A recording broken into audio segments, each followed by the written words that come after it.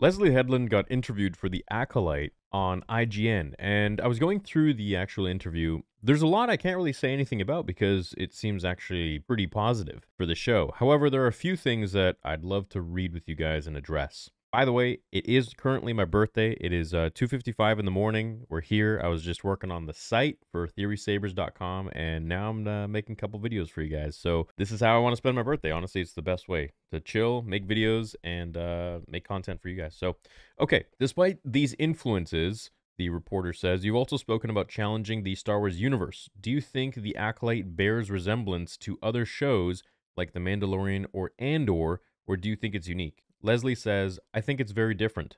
We've utilized practical sets much more so than other shows. I'm a big fan of that. George did a lot of practical sets as well as minifigures. And part of that just came out of necessity, and part of it was a creative choice. We utilized action in a way that I would say you see a lot of action in other shows, but I would say that because of the influence of samurai, musha, and martial arts films. They become part of the storytelling as opposed to an action sequence. I think that's something that's a little different. Each fight tells you a little bit more about the characters. I think stylistically that's how they're different. All right, cool. Now get this. I'm also not sure how Jedi-centric the other shows are. Obviously, Ahsoka is, but we're looking at the Jedi as an institution, as a concept, as an entity that has amassed a lot of power. And that's kind of how it is in the High Republic. The Jedi are sort of at their peak somewhat in terms of their illustriousness and their sort of elegance. And that's good. I'm not saying that's wrong, but I do think that when Jodie Turner-Smith has that line at the end of the trailer when she says, it's not about good or bad, this is about power and who's allowed to use it, which I think is I don't really understand the line. I don't think it makes sense. Really, I think that's the question we're asking. That's really the question. It's not, is somebody good, is somebody bad?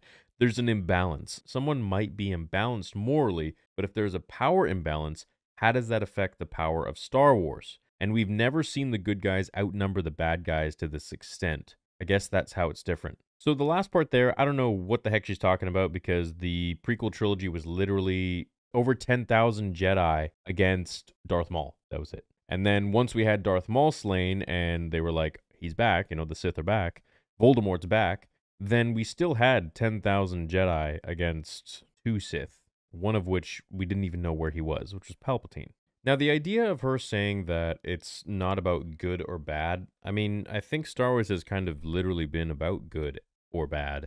It's the power of good versus the power of evil, and which one is trying to take over the other. Sure, the Jedi always talk about the prophecy of the Chosen One bringing balance to the Force, but the Jedi didn't have a clue of what balance really meant. Balance meant, 2 and 2. They thought balance meant you have 10,000 Jedi and no Sith. It's not balance. And the Force answered back and said, no, this is ridiculous. It's not balance at all. So what did they do? They had Luke and Leia, and they had 2 Sith and 2 Jedi, Yoda and Obi-Wan, Darth Vader, and Palpatine. And then, of course, Obi-Wan dies. Luke rises to become a Jedi. Then you have 2 and 2 once again. So this whole thing about good versus bad is not really a thing in Star Wars. I don't really know where that's coming from. The whole point of the original trilogy when George wrote it is the fact that it's supposed to be about the rebels who are these little guys rebelling against a massive tyrannical government like the Empire. And it was on the rebels. They're supposed to be the Vietnamese in the Vietnam War, and they're rebelling against America, essentially, and the oppression that they're putting on them. And so there definitely is a very big understanding of good versus bad in Star Wars. So to say that, it's not about good or bad, this is about power and who's allowed to use it, which, that line to me, I don't think any Jedi would even say that. I don't think any Jedi would ever even say that it's kind of like a gatekeeping thing, like, oh, those people aren't allowed to use this power. It's like, well, no, everyone can use the Force, but it depends how you use the Force, not who uses the Force. Now, in this case, what's the imbalance in the Acolyte? It's that there are, thousands of Jedi, and I guess now there are going to be just, again, one Sith, one dark side user, one dark Jedi, one whatever. Now, I don't think it's a dark Jedi. I think it's literally a dark Force user, and I'm going to get into that in another video. However, I wanted to talk about this and speak about this because I don't really understand, what she's meaning when she says that it's not about good or bad. So I don't really know. Maybe you guys can help me out in the comments. But yeah, for me, I'm just a little confused. Now, this next one is also interesting. The Star Wars shows so far are fairly blatantly tied to other projects, but The Acolyte is set a long time before even The Phantom Menace. Does it have a start and stop story, or is there room for it to connect to other films and TV shows later? I think there's absolutely room for it to grow. I think that especially nowadays, I'm just the kind of person where I want to make sure a season feels like a legitimately whole story, and I definitely pepper in a lot of like, here's how it could go this way, it could go that way. We're going to hold her to this because there is so much filler in these shows that it is so difficult to watch. They stretch out what could be done in 2 to 3 episodes into an 8-episode season, and it's madness. So by her saying I think there's room for it to grow, I assume that she's meaning it can grow in either direction.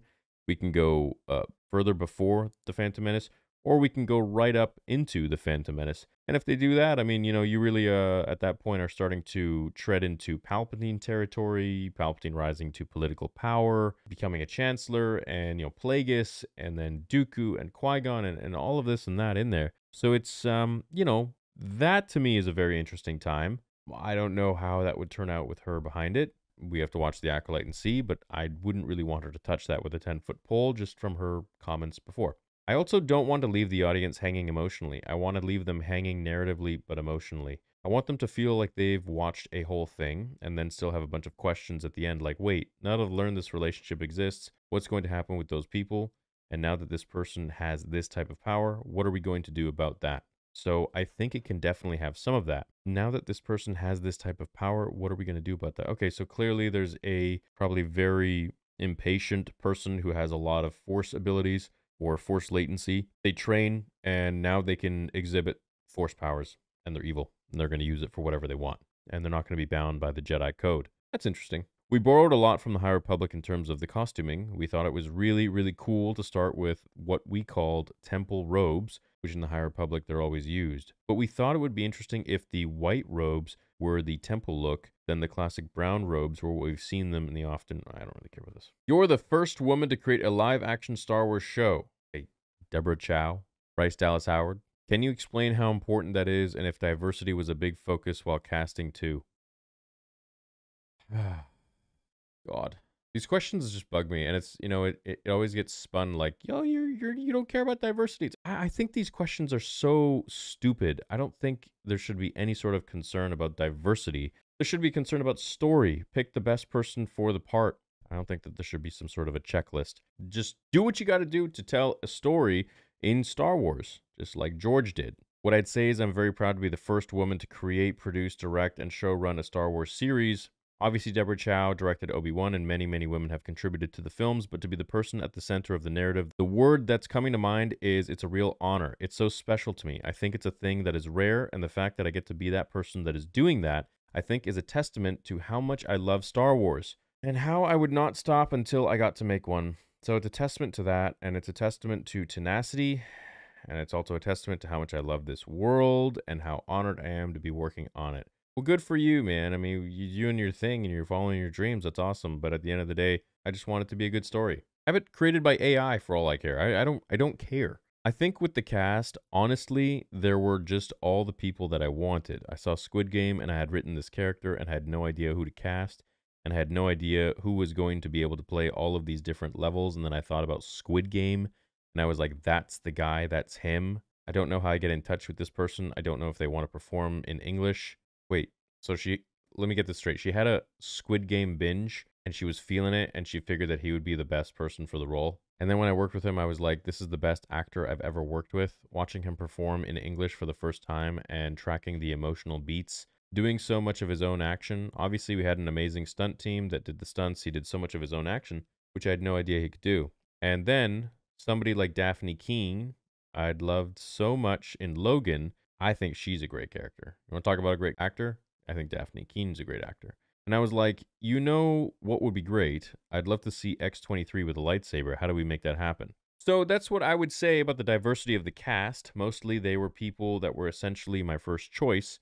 I wrote this part that Charlie Barnett played, who I worked with on Russian Doll. This doesn't give too much away about the character, but he's such an A+ student. He's like A+ Jedi. and that's Charlie in real life. He's such a good actor, and he wants to be really good. So when it came time to casting that character, who would be just perfect as Charlie? I've seen him just do whatever it takes to get the scene. So to me, this kind of reads as just like, she watched a bunch of films and she liked the characters and she just, casted them, instead of kind of like maybe going through like a process of seeing who, maybe like somebody who's no name could come in and, really steal the scene, take the part. I don't really know. Maybe they did do that. But to me, it just kind of seems like, she was watching some stuff that she liked and she's like, hey, that would be cool to have this person on. That'd be cool to have that person on.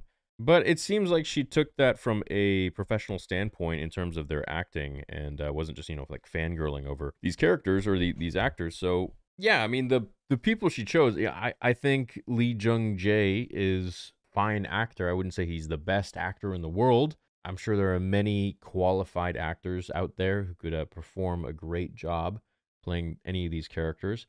Daphne Keane, I think, is really fantastic. I think she had so much range in Logan, and she was so young that probably her acting has just developed over time. So that's definitely a character that I'm very excited to see on screen playing in The Acolyte. She's probably the Acolyte, to be honest.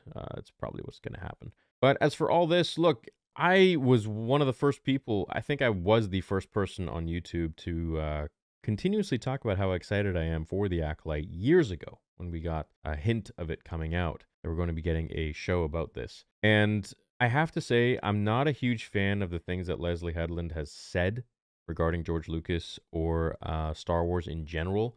I'm not a huge fan of the things that her actors have said regarding Star Wars being a patriarchy and all of this nonsense. But at the end of the day, it's still very capable for people like this to create something that is very akin to Star Wars and very good. I don't want to get ahead of myself and say that that's exactly what it's going to be, but I really am a student of patience, of waiting and not jumping the gun. I would really like to wait and see and be hopeful that this is going to be a really well-made project with Dave Filoni having overseen things.